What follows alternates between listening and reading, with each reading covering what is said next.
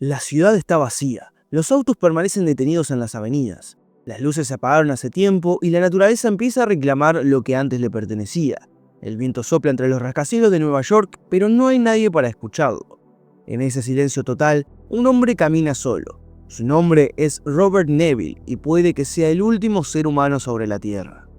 Imagínate despertar en un mundo donde ya no queda nadie y donde el silencio no sea paz, sino condena. Donde cada paso que das te recuerda que todo lo que conocías ya no existe. Hoy vamos a recorrer Soy Leyenda, pero más allá del apocalipsis, vamos a mirar dentro del último hombre, el que sobrevive no solo al desastre, sino a su propia mente. La historia comienza con una promesa. En una entrevista televisiva, una científica anuncia el descubrimiento revolucionario, una cura para el cáncer. Pero lo que parecía un milagro se convierte en una catástrofe. El virus modificado genéticamente muta y se expande. La humanidad, en cuestión de meses, cae ante una pandemia que no solo mata, sino que transforma. Los infectados se convierten en criaturas violentas, sin rastro de humanidad, que solo pueden sobrevivir en la oscuridad. Las ciudades quedan vacías, las carreteras se cubren de hierba y el mundo se detiene. En medio de ese escenario desolado vive Neville. Durante el día recorre la ciudad acompañado de su perro Sam, en busca de alimentos, combustible y medicinas. A simple vista parece una rutina de supervivencia, pero en realidad es una forma de mantener la cordura. La rutina lo estructura, le da sentido a un mundo que perdió toda lógica. Cada hora, cada tarea, cada paso está medido. Neville no solo intenta sobrevivir, intenta mantener viva la ilusión de que todavía hay un propósito. En su hogar, una casa fortificada y cubierta de rejas, Neville ha creado un laboratorio improvisado. Ahí intenta desarrollar una cura para el virus. Realiza experimentos, registra resultados, analiza muestras. Es un hombre de ciencia aferrado a su conocimiento como si fuera una tabla de salvación. Pero detrás de su disciplina hay algo más profundo: culpa. Neville no fue responsable directo del virus, pero siente que la humanidad, la ciencia, todos, jugaron con fuerzas que no comprendían. Su búsqueda de la cura es también una búsqueda de redención, un intento de reparar algo irreparable.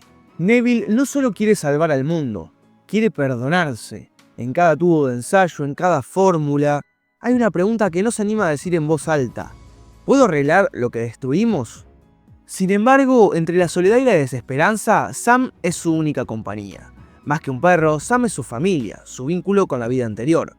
Hablan, juegan, comparten cada instante. En Sam, Neville encuentra algo que lo mantiene humano. La conexión, aunque sea con un animal, le recuerda que todavía puede sentir cariño, ternura y miedo.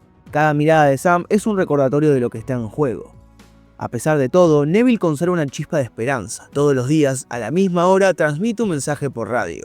Si hay alguien ahí afuera, no estás solo. Lo hace siempre desde el mismo lugar, con la misma voz, con la misma calma ensayada. Sabe que probablemente nadie lo escuche, pero repite el mensaje como un acto de fe. Es su manera de resistir la idea de que todo ha terminado. Su voz, flotando en el vacío, es su oración diaria.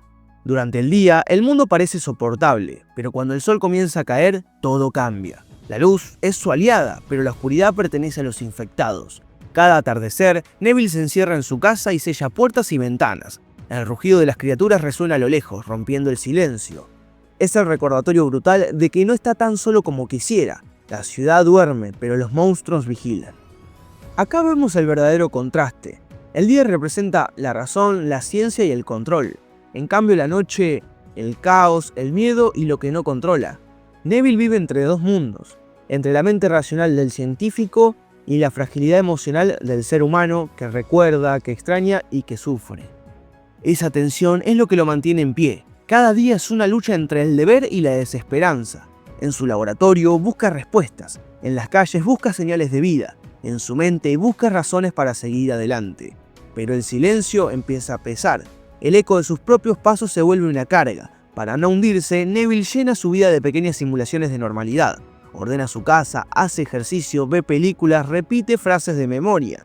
Todo para sostener una ilusión de normalidad que poco a poco se desmorona. Aún así, en medio del aislamiento, el espectador se da cuenta de algo. Neville no sobrevive solo por instinto, lo hace porque necesita que todo este sufrimiento tenga sentido. No lucha solo contra el virus, sino contra el olvido. Si logra encontrar una cura, si logra redimir a la humanidad, entonces su pérdida, su familia, su mundo y su cordura no habrá sido en vano.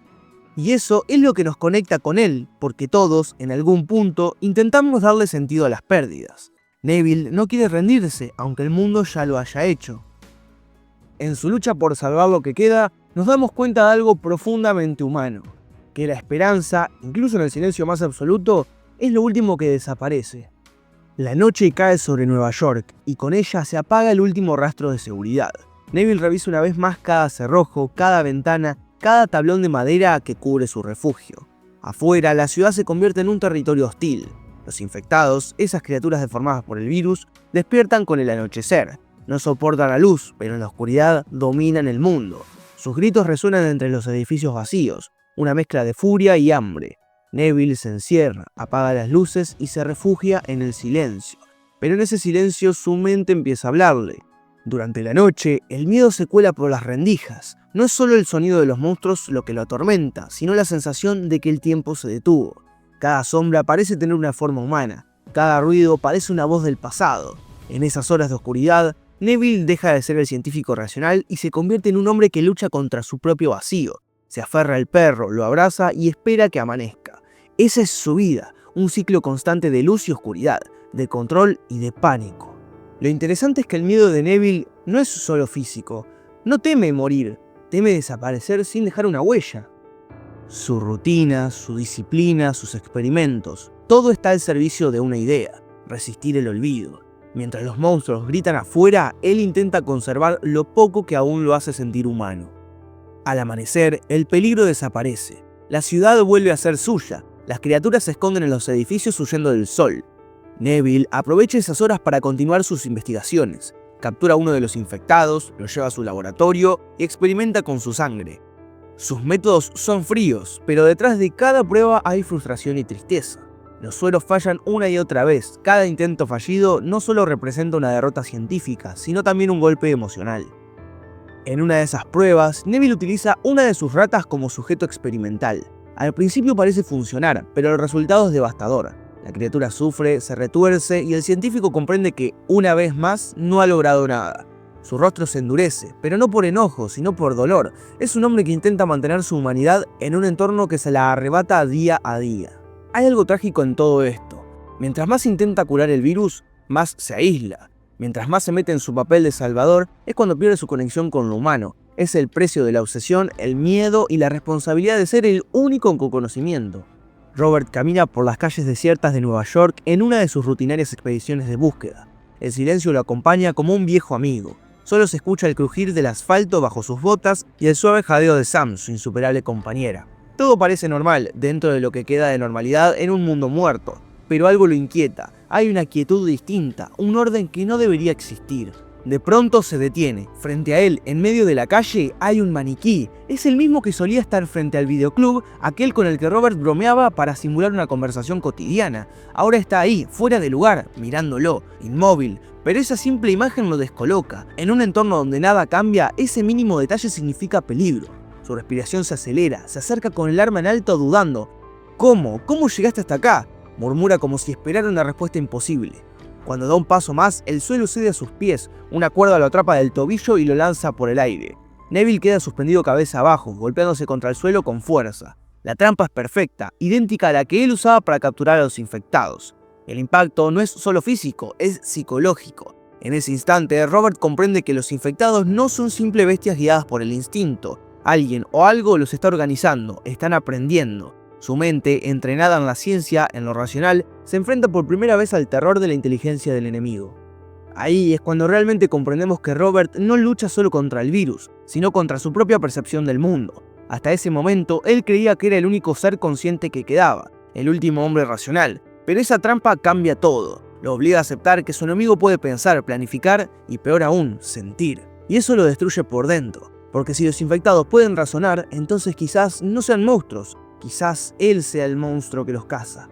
De vuelta en la escena, el tiempo pasa, el sol comienza a bajar y el miedo lo atraviesa como un escalpelo. Sabe que la oscuridad traerá su muerte. El dolor por la herida de su pierna aumenta y los minutos se convierten en una tortura. Solo la lealtad de Sam lo salva. El perro lo ayuda a liberarse justo antes de que caiga la noche, pero el daño ya está hecho. Robert ya no ve el mundo igual, ha sido atrapado por su propio reflejo.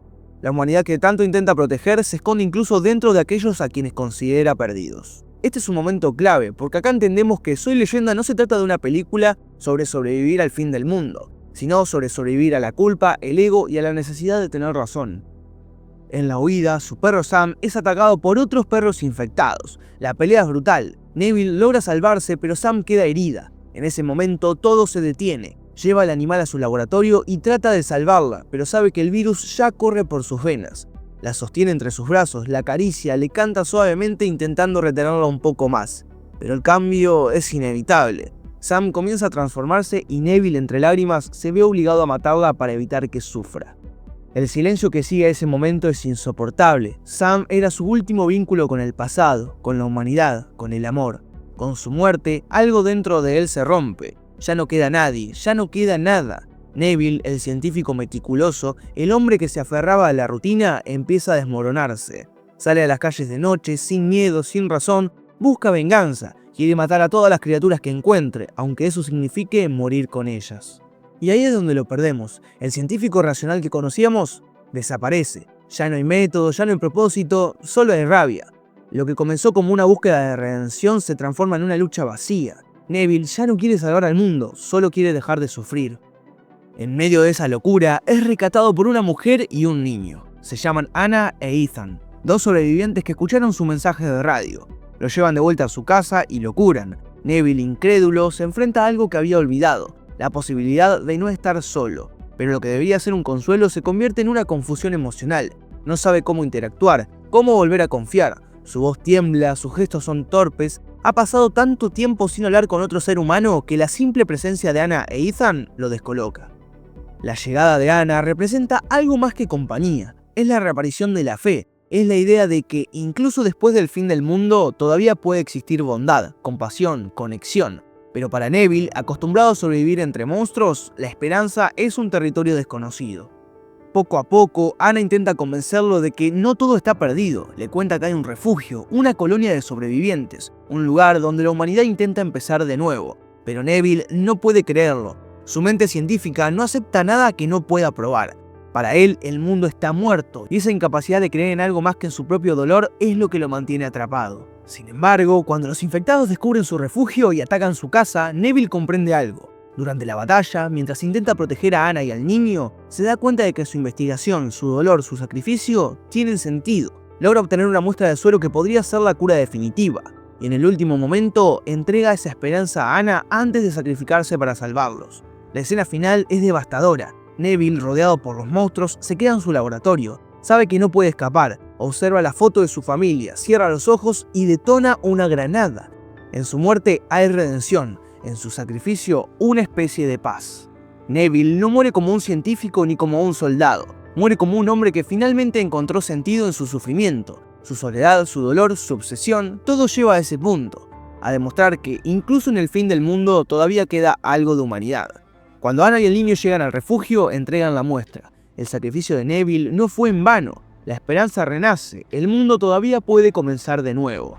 El eco del sacrificio de Neville resuena mucho más después de su muerte. En esa ciudad vacía, cubierta por el silencio, su figura se convierte en una leyenda literal y simbólica. Pero más allá del mito, lo que queda es un mensaje profundo, casi incómodo. El ser humano necesita creer en algo más grande que su propia lógica para seguir vivo. Durante toda la película, Robert Neville intenta controlar el mundo desde la razón. Calcula, mide, experimenta. Su laboratorio es un refugio contra el caos, una ilusión de dominio. Pero a medida que la historia avanza, entendemos que el verdadero enemigo no son los infectados, sino la pérdida de fe. Él se aferra a la ciencia como si fuera una religión, porque no soporta la idea de que el universo sea puro azar, de que la tragedia no tenga sentido. Neville es como nosotros.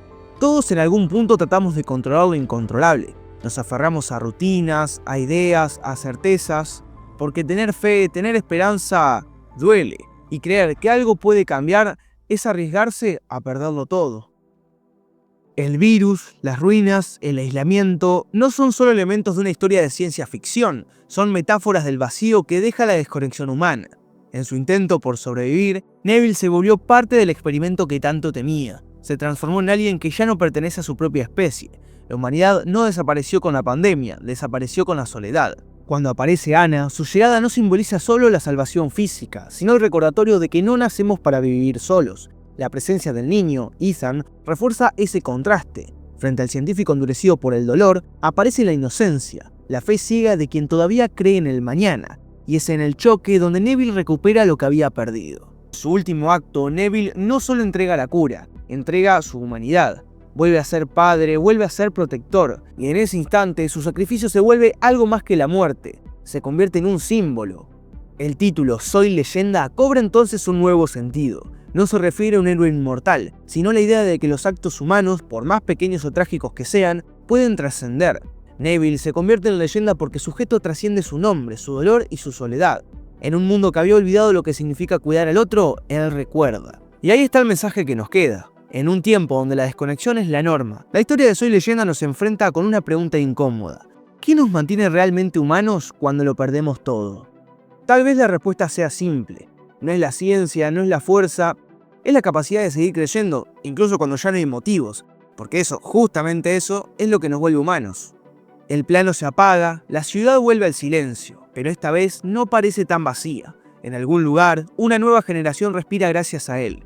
Y con eso, Robert Neville deja de ser un hombre solitario para convertirse verdaderamente en una leyenda.